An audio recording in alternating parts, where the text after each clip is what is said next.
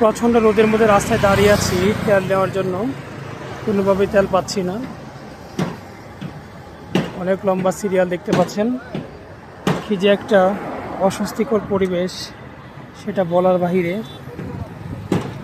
এই প্রচণ্ড রোদের মধ্যে রাস্তায় দাঁড়িয়ে থাকা যে কতটা বিপজ্জনক আর কতটা ভয়ানক হতে পারে, এই পরিবেশ না দেখলে বুঝতে পারবেন না।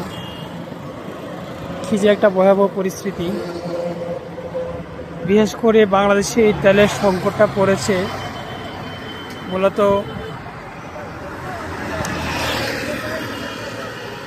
ইরান ভার্সেস আমেরিকা ইসরায়েলের যুদ্ধের জন্য।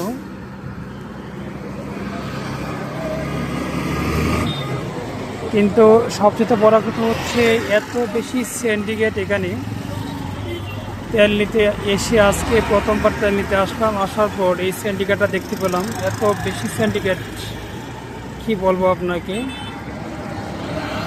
আমাদের কি বলার কিছু নেই। এত পরিমাণ বাইক রয়েছে এখানে। আমি এখনো প্রায় 2 থেকে 250 বাইকের সিরিয়ালে আছি। 2 থেকে 250 বাইকের সিরিয়ালে আছি। জানি না কখন পাবো, হয়তো আর 1-1.5 ঘন্টা 2 ঘন্টা লাগতে পারে। সবচেয়ে বড় সমস্যা হচ্ছে এখানে যারা তেল নিতে আসছে তাদের মধ্যে অনেকে প্রাইভেট কার নিয়ে আসছে, যারা ফুয়েল কার্ড রয়েছে, অনেক কন্টেনার নিয়ে আসে, কন্টেনারে তেল দিচ্ছে। অনেকে ফুয়েল কার্ড নাই, তারাও কন্টেনারে তেল নিচ্ছে। তো এই জন্য আমাদের লেট হচ্ছে অনেক বেশি ওদের জন্য।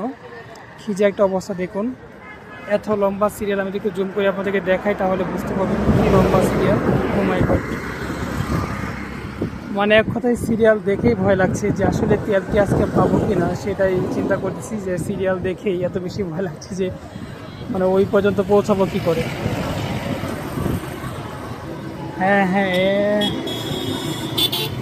আমি খুবই ক্লান্ত ধরে ভাই। এখন আবার আকাশটা কালো হয়ে আসছে, কি বৃষ্টি চলে আসে কিনা সেটা বলতে পারতেছি না। দেখেন কি একটা ভয়াবহ পরিস্থিতি, চারদিকে গাড়ি আর গাড়ি। আমি 2 রাস্তার মাঝখানে দাঁড়িয়ে আছি তেল নেওয়ার জন্য। আপনারা একটু দোয়া করেন যাতে আমি তেলটা তাড়াতাড়ি পাই। মানে খুবই ক্লান্ত, অসহ্য হয়ে গেছি তেলের জন্য। আল্লাহ চাইলে হয়তো এখন একটু সুযোগ পাবো। সিরিয়ালটা একটু টানছে, দিয়ে গাড়িটা একটু এগিয়ে দিয়ে আবার আসছি। আমি ঘন্টার পর ঘন্টা দাঁড়িয়ে আছি তেলের জন্য। অনেকে রয়েছে তেল নেওয়ার জন্য চলে আসছে, লাইন ক্রস করে চলে যেতে চায়। পাবলিক খুব মারাত্মক, কী বলবো আসলে, কাকে ক্রস করে কে যাবে। কিন্তু আমরা যে ঘন্টার পর ঘন্টা দাঁড়িয়ে আছি, দেখতেছে যে না আমরা সিরিয়াল মেনটেন করছি। অনেকে আছে সিরিয়াল ক্রস করে চলে যাচ্ছে। ওদের উদ্দেশ্যে আপনারা কিছু বলেন, যারা সিরিয়াল ক্রস করে চলে যায় ওদের উদ্দেশ্যে আপনারা কিছু বলেন। ভাই মোটর সাইকেল চালানোর শখ মিটে গেছে একেবারে, আর চিন্তা করতেছি যে মোটর সাইকেল চালাবো না। এমন একটা পরিস্থিতি দাঁড়িয়েছে, তেল পাওয়ার কোনো সম্ভাবনাই নেই। জানি না ওই পর্যন্ত পৌঁছানোর পর কি তেল কি পাম্পে থাকবে কিনা। এত পরিমাণ গাড়ি, এমনও আছে যে 1-2 বার আসছে তেল নিয়ে, ঘোরান দিয়ে ট্যাঙ্কি খালি করে আবার তেল নিতে চলে আসে। একটা ভয়াবহ পরিস্থিতি। আমি জানি না তেল কি পরবর্তীতে আরও পাবো কিনা। দেখেন কি অবস্থা, মানে গাড়ি লড়ে না, প্রতি 10 মিনিটে একবার 1 থেকে 2 হাত যাওয়া যায়, এই অবস্থা।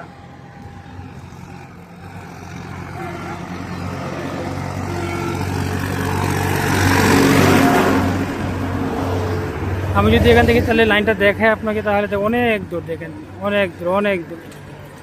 যাই হোক, অবশ্যই যদি তেলটা পাই, দোয়া করবেন সবাই যাতে সাকসেস হতে পারি। লাইন দেখা যাক অবশ্যই তেল পাওয়া যায় কিনা। যদি পাই তাহলেই ভাগ্যবান। বন্ধুরা সবাই ভালো থাকবেন, আল্লাহ হাফেজ।